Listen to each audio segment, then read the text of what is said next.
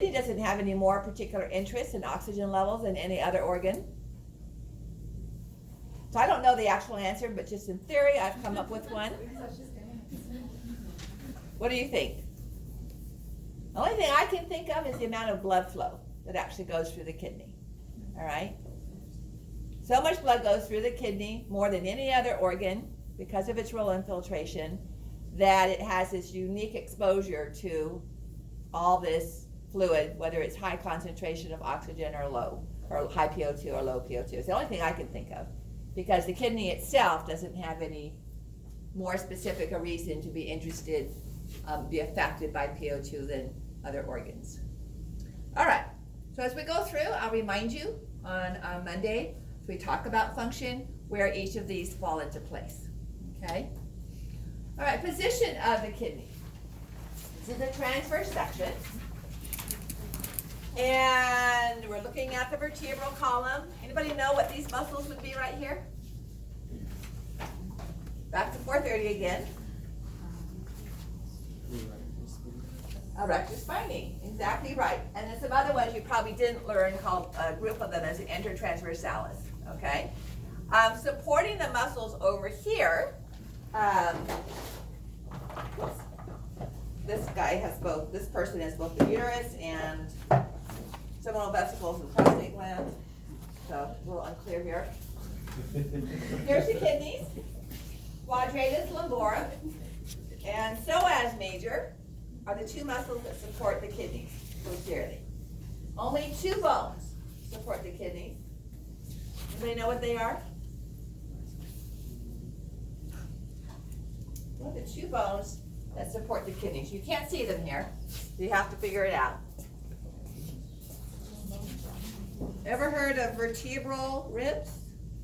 Also known as floating ribs? Okay, so those two lower posterior ribs attached to the vertebra and nothing else are the only bony protection that the kidneys have. So it's unfortunate that some surgeons remove them for individuals that want a smaller waistline, because that takes away even that bony protection. All right, the kidneys are considered to be, you tell me. Let's change this to question 8.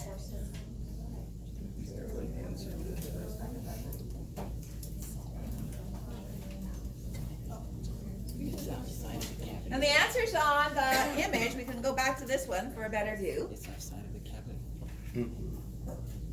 Would the would the salpinx be intraperitoneal or retroperitoneal, the oviduct? Intra means within the peritoneum, not within the peritoneal cavity, okay?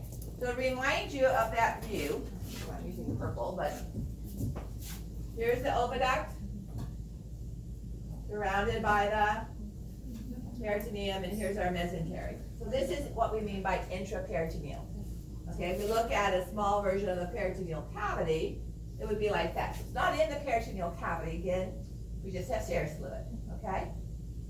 So we have, when we move into the digestive system digestive systems, we will look at the liver. The liver is intraperitoneal. The pancreas is retroperitoneal. The pancreas develops as two evaginations out of the digestive gut, completely surrounded by peritoneum, and then one folds over, and they both fuse against the posterior abdominal wall and lose the peritoneum that surrounded them on this side. So it would be like taking this and fusing it against the wall, and we only have peritoneum on that surface, okay? That would be retroperitoneal. Secondary. Kidneys are, here's the peritoneum, only on their anterior surface. It does not go behind them, and it never did, along with the aorta. All right, so then moving to back to this question, would they be retro or intraperitoneal? When we get to the digestive system, we're going to go through all of the small intestine, stomach, small intestine, parts of the large intestine, and each one is going to be intra or retro or whatever. So we get to the lower part of the rectum and then it's in front, like the uterus, it's below. Okay? So here are the two muscles I mentioned that I showed you on the model, just in case you don't know how to spell them. Quadratus lumborum is between the iliac crest and the ribs. And that's usually, if you forget from Bio 430, that does lateral flexion. If it pulls on, because it goes from the iliac crest to the ribs, the transverse processes, not the ribs, transverse processes of the vertebra and a little bit to the ribs. But also, if we switch that when you walk, notice how when I walk, I keep one leg on the ground, one lower extremity on the ground, and lift up the other one. With that in mind, this side of my hip would typically drop, except the quadratus lumborum keeps it level, okay? So here, we'll come back to the question in a moment. Here's the top of the iliac crest. And so from the iliac crest to the lower ribs, also attaching to the lumbar vertebra is quadratus lumborum going behind the kidneys, and then so as nature, okay? All right. So looking, and this is something we haven't talked about, so think about it and then we'll kind of look over the answer. So if someone's kidney is removed, for whatever reason, and they're getting a transplanted kidney, where would that transplanted kidney be placed? At the original site of the kidney that was removed? On the right iliac fossa, on the left iliac fossa, or down in the pelvic cavity?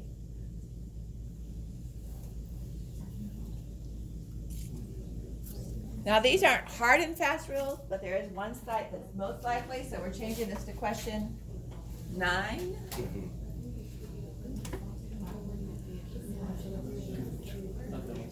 Yeah.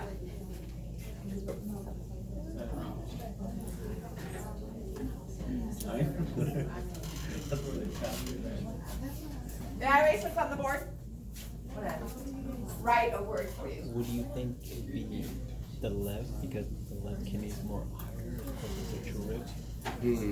That's a good point.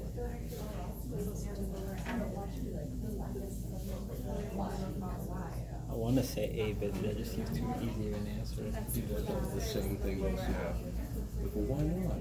I'm sure they would have to destroy some of the ureter when they do the nephrectomy. Anybody know what this word means? Ptosis? Droop. Drooping. All right. It can happen to your eyelid if you lose voluntary control of your levator palpebris superioris. It can also happen with sympathetic defects Horner syndrome. The kidneys can undergo ptosis. 2 people at risk are those that have jobs like truck drivers, especially our roads here that are really bumpy and potholes and all of that. So you spend all day, 8-12 hours a day going boom, boom, boom, boom. The kidneys are held in place by adipose tissue and connective tissue and that peritoneum. But a lot of jostling like that, so someone who does a lot of horseback riding, jumping, those can start to slide inferiorly, okay? Which causes a kinking of the ureter and a blockage of urine flow. So if we voluntarily disrupt that by cutting out the kidney and cutting through the connective tissue, if we replace the transplanted kidney up here, it's more likely for that to happen, even without the jostling and the bumpy rides, okay? Pelvis is just way too crowded, especially if you're a female. Try to find a place to put the kidney there. Here's the rectum. What's this part of the large intestine that's been cut away? I know we haven't gotten to the digestive system, but we learned the left collet artery gave a branch that was the sigmoid artery. So we've got that as a space occupier on the left side. Okay, it's not that people don't put kidneys over there, but usually it's placed in the right iliac fossa that provides a bony support, okay? Kind of a shallow bowl that supports it. And notice that the blood vessels, they don't try to make a really large renal artery and vein. They just keep those blocked off and insert them into the external or common iliac. All right, so if you need the letter. But I have a question. Yeah. So no matter what kidney is transplanted, it goes in the right? Usually. I won't say always, because you'll see images and both of them are done. but it doesn't matter. It could go on the same side as a kidney that's left behind. Okay, it's just that of all the different issues, that one has the least.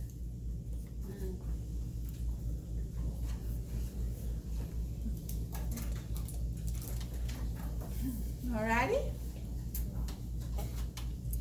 Okay, so now let's start, those of you that have the models, let's start to take a look at the kidney. And we're gonna look at structures first, and like big structures, gross structures, and then we'll look at blood supply, okay? And then finally we'll put the blood supply together with the nephron. So I told the class last night, while some sections will dissect the kidney, I quit doing that a long time ago, because all it does is smell of urine. So here are kidneys that have been filled with blood vessels that are colored. Here, don't smell it. So, yeah. So look for the pelvis and the calyx and structures that you see up there. Okay? This is really all you see when you cut the kidney in half. Some people eat kidneys. Should be fine. Just can't get past it. Remember I said urine was sterile? So I guess it's okay to eat if you can eat blood, but not my cup of tea. All right, so I'm going to draw this up on the board.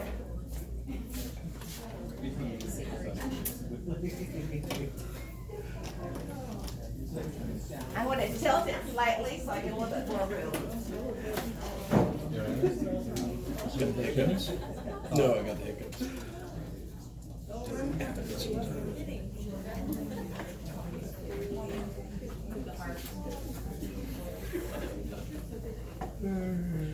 So the kidney does have a capsule, like the spleen and the lymph node, which it looks a little bit like. But the capsule does not move into the kidney and divide it into septa or into smaller components. All right?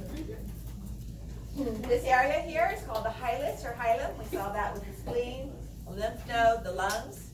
It's where our blood vessels go in and out, and from which the ureter is attached. So I'm going to draw those components again. I know I did a small one, but we'll draw this one a little bit larger.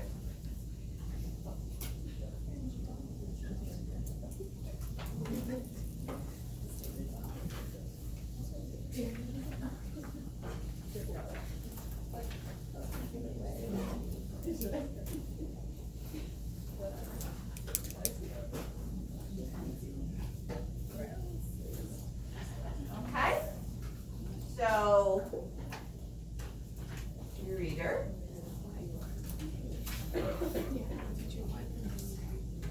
pelvis,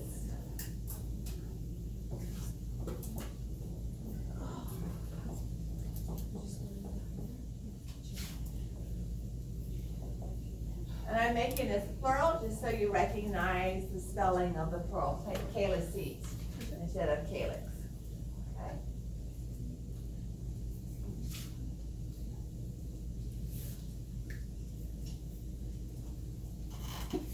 So you'll notice that behind the pelvis and the calyces, we have adipose tissue. Right? So that region is identified as the sinus. I'm going to explain the sinus, but I'm not going to have you identify it or test on it because it's kind of, by the time you describe what you're talking about, there's no point talking about it anymore. So if you dig a hole, let's say you're going to put a pre-formed pool in your yard, fiberglass pool. So you dig a hole bigger than the pool, right? And that hole would be the sinus. You put the pool in, and the pool would be the pelvis and the calyces. And then you backfill it with dirt, and that backfill would be the adipose tissue. Okay? So that's essentially the relationship and difference between pelvis versus sinus. Now, why even bother talking about it? Pathologically, there's different sites for kidney infections. And so, if you get into that with nursing or whatever, it becomes important for where the infection developed from or came from. And until that point, it's not that important, okay? All right. Now, you'll see these structures here and here and here. Look like triangles. But the 3D fashion wise, they're more like cones.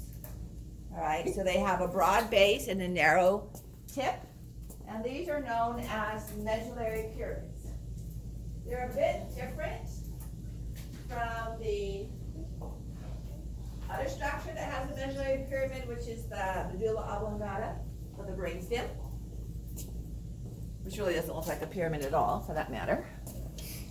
And these are some newer models. We have some older ones of these. This is the first time I've used this particular component, and it's unique because it shows the medullary pyramid here as that cone-like structure, okay? Now, in development of the kidneys, each pyramid was considered to form a small lobule of the kidney, and so the outside of some animals' kidneys is very bumpy because of these separate components. In humans, that has smoothed out externally, but we still see the separation. So obviously the medullary, well maybe not, but the medullary pyramids make up the medulla of the kidney. And then outside of the medulla, we have the cortex.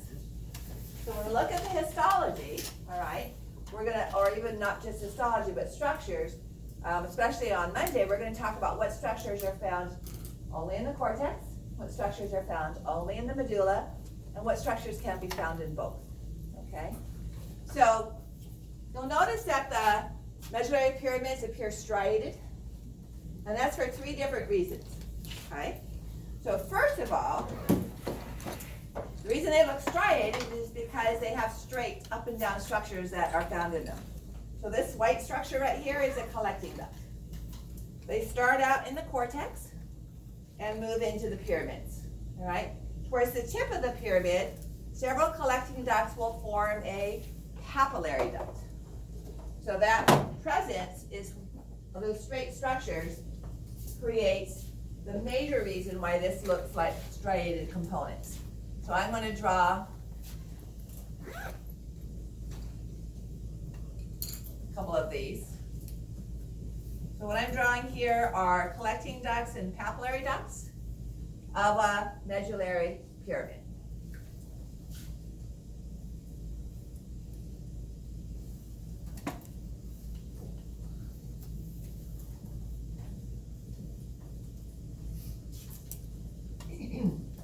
So here would be, starting out in the cortex, we would have a collecting duct. And it's going to collect the filtrate from the nephron, and it's going to move down into the medulla. Here's another collecting duct. And near the tip of our medullary pyramid, this will join to form one structure. And that's a papillary duct, okay? The tip of our pyramid is called a papilla. So this is the papilla. And what this space here would be the minor calyx. Do you remember how the cervix of the uterus bulged down into the vagina? And we had the fornices around it? So think of the papilla bulging down into the minor calyx, okay? So what you're seeing here is you're looking en face, a straight on view of this surface of the medullary pyramid. You're seeing all the openings of the papillary ducts, okay? So, our older models didn't have this, and it's really helpful. So here's a medullary pyramid, here's a minor calyx, and that would be the papilla, right there, okay? And so our papillary ducts are opening into that space. So we don't call the fluid that we're working with urine until it drips out of the papillary ducts and enters the minor calyx, where it's in contact with our transitional epithelium. That's the first time we call that fluid urine. After it's been filtrated, until that point, it's called filtrate, okay? Now, this model is a little scary, only because it has so many colors on it, but it's essentially pretty straightforward, okay? I have a PowerPoint slide of it that I'll show you as we go over lab components. And it's heavy, plaster. And I'm going to use it for a couple of different things. Here's the cortex, here's the medulla, collecting ducts. Okay, starting in the cortex and moving through the medulla. See how they come together at the bottom? For several are formed. That's a papillary duct. Okay? And that's what empties into the space through into the minor calyx.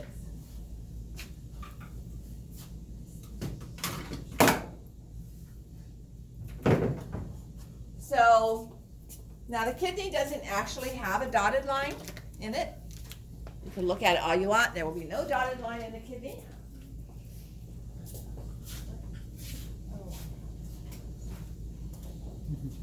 So as we go along the base of the pyramid, that separates this region from the medulla. And out here is the cortex. Okay?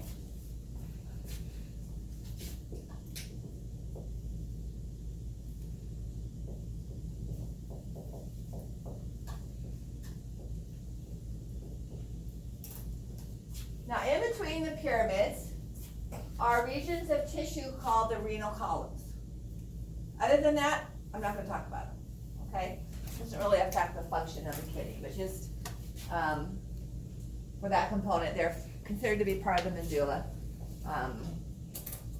Remember, our purpose is to filter the blood and then reabsorb most of it, 80% of the sodium in the water and all the amino acids and all the glucose.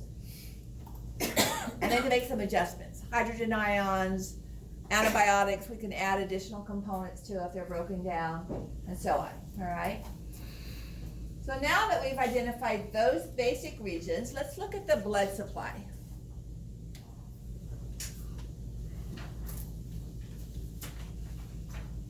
We'll stop here.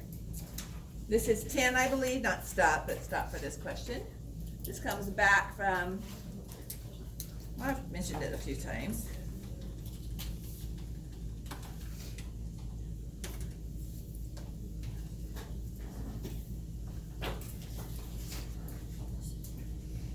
So, which of the following components of the urinary system developed from the mesoderm or mesenchyme of the metanephros?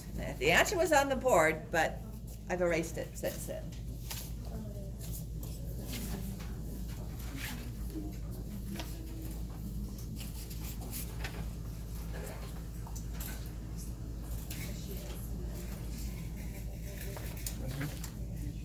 So one item up there develops from the metanephric mesenchyme.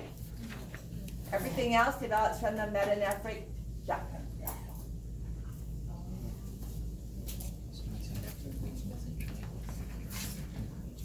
Yeah. It definitely makes a mess.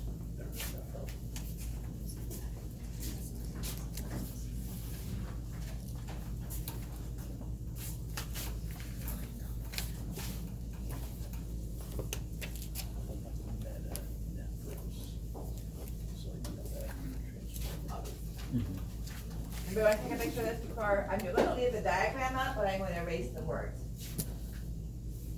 So let me just write your reader up there again. You need to take a picture. Give you some time to do that. Okay. And then we're going to kind of cramp from the top there. We'll add in our blood supply. Okay. We're going to focus just on the arteries because they're identical to, the veins are identical to the arteries with the exception of one. We have segmental arteries, but we have no segmental veins for some reason. Okay, anybody need more time on question 10?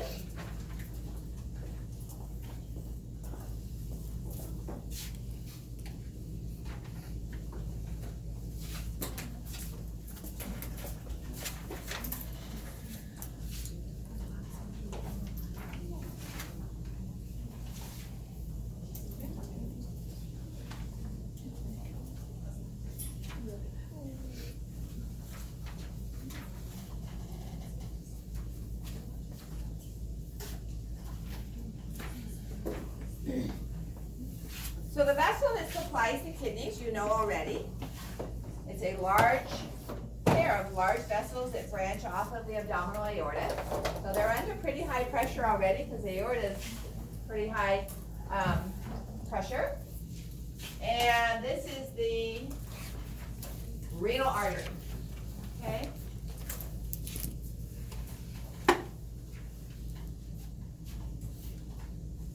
The renal artery divides into segmental arteries. And the segmental arteries are going to pass between the major calyces.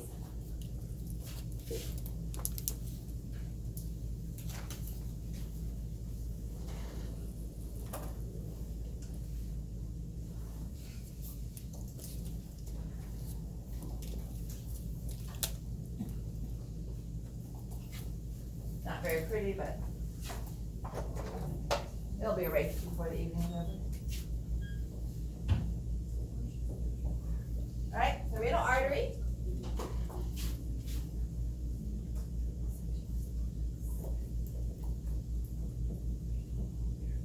Segmental artery.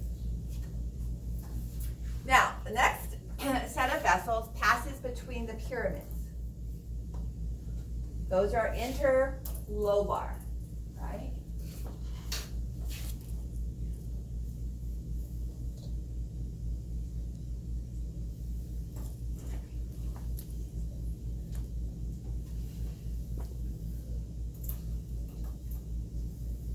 So every minor calyx is associated with a pyramid.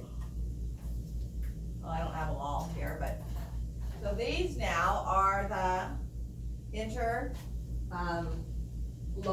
arteries.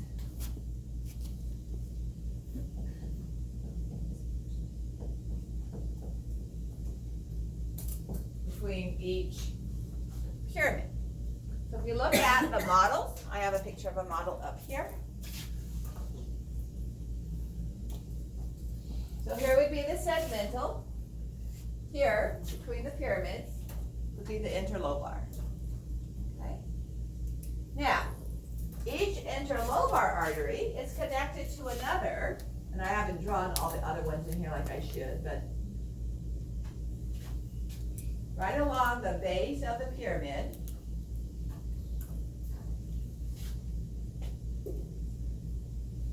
and these form arcs. So these are identified as arcuate arteries. Right along the base of the pyramid.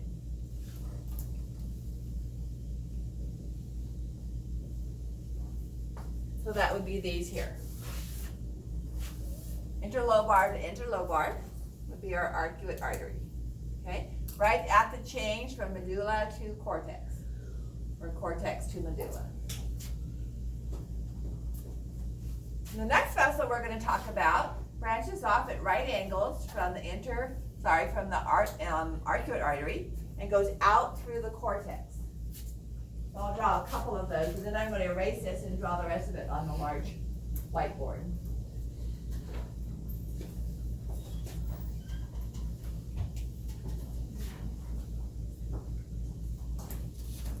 These are known, the older term was interlobular. It's very easy to confuse with interlobar. A lobule is a small part of the lobe. And so more common now is to call them cortical radiate. They're found in the cortex and they radiate outwards. So that's another newer version of interlobular compared to interlobar.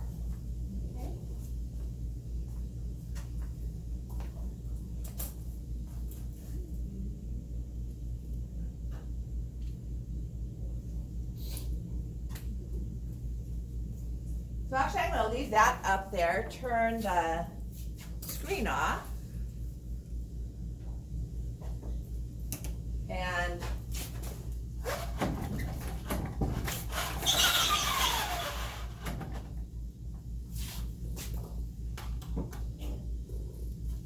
so I'm going to draw in an interlobar here with an arcuate. Another interlobar here, and an arcuate.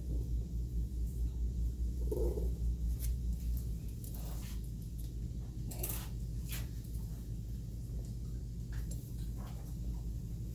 So this would be the medulla.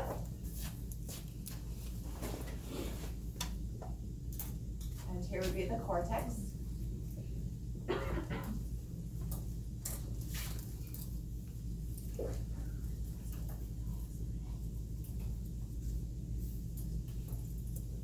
Now right beside the interlobar artery would be the interlobar vein, okay? But I'm not gonna tie that. Same thing with the arcuate artery. It would be an arcuate vein.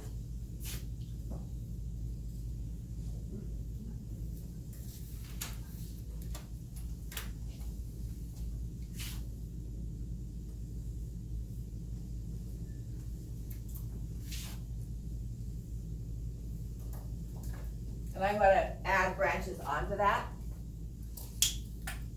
So this is a cortical radiate artery. Okay, so that so far is what I have up on the board over there. I'm just taking that segment and drawing it larger, okay? So blood flows out the cortical radiate artery and exits that by flowing through a short but large diameter vessel.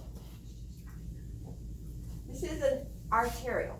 So how many layers of smooth muscle does it have? No more than 2.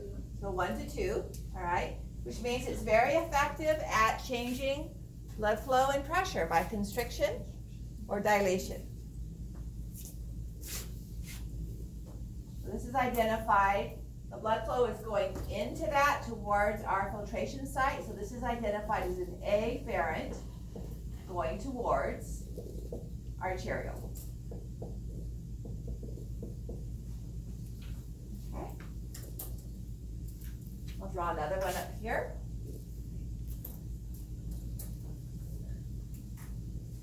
It loses its smooth muscle and becomes smaller in diameter and forms a ball of capillaries.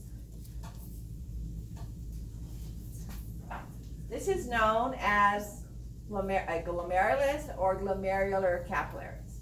All right, remember the tufted capillaries in our mesonephros that I drew, where we saw the first filtration? That's what this is, okay? To remind you.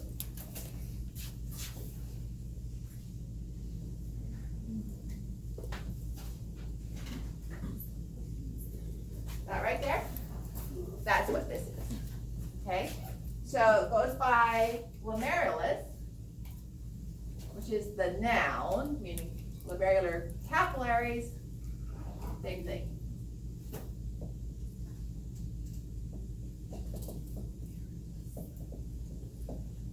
Okay, that's where filtration is occurring, all right? So we have to have our nephron in there. Now, as the blood is done flowing through the glomerular capillaries, it leaves the capsule through a more narrow diameter vessel. This is identified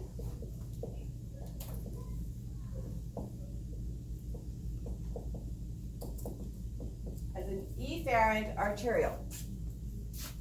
But unusual. What normally comes after a capillary? A venule and a vein, okay? What does this allow us to do by having an arterial on either side of a capillary bed? What's the role of arterioles? They can constrict and dilate. So, what's the role of pressure in the glomerular capillaries? Filtration. If pressure is too low, we don't filter as much as we should.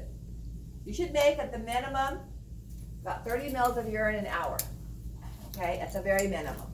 If you're working as a nurse and your patient has an indwelling catheter, and at the end of the shift, hopefully you notice before then and don't wait, but at the end of the shift, if you have less than 240 mils, they're in trouble, and if they're on intake and output, you should have been noticing that already. So if they take it 800 mils of IV and they put out 200 mils, 240, 200 mils of urine, they're holding fluid, all right? And that leads to extra work for the heart.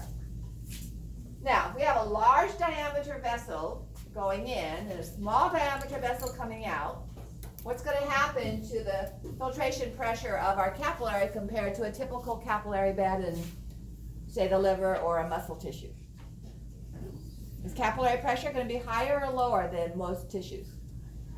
Higher, all right, which gives us an extra boost for our filtration.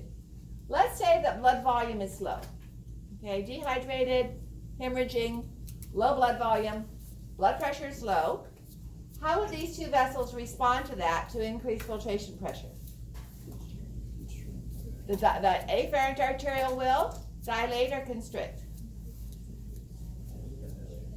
It will dilate to allow more blood flow into the glomerular capillaries. The efferent arteriole will constrict. Could we do that if instead of an efferent arteriole we had a vein? No, veins don't have that nice spiral arrangement of the smooth muscle, plus they don't have as much muscle, okay?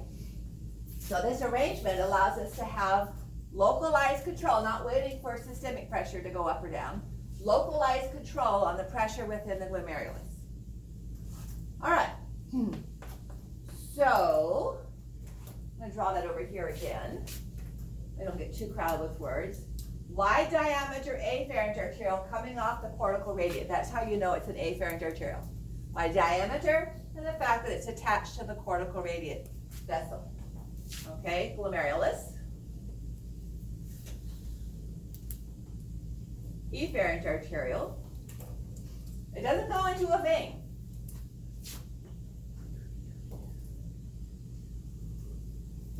It makes another capillary bed. This capillary bed is called the peritubular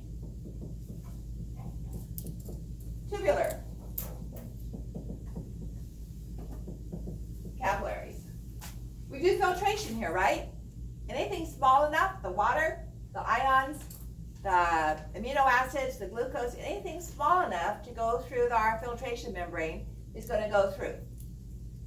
But then we have to take it back in. We have to reabsorb all the amino acids and all the glucose. 80% of the sodium at this site gets reabsorbed. The rest of it we do with regulation. That's where it goes into, okay? So filtration occurs here. Reabsorption and secretion, a process we'll talk about on Monday, occurs in the peritubular capillaries. Well, then finally, the capillaries, the peritubular capillaries, are going to join into the cortical radiate vein, which will then empty into the arcuate vein and so on. So what do we call a system that has two capillary beds? A portal system. Now, we've had two portal systems already. One in the brain, hypothalamic and hypophyseal. And where was the other one? The liver, the hepatic portal system, okay? Neither of them, they had a capillary bed and then veins on either side of the second capillary bed. Here we have arterioles on either side of the first capillary bed. So this one is unique by allowing that pressure control.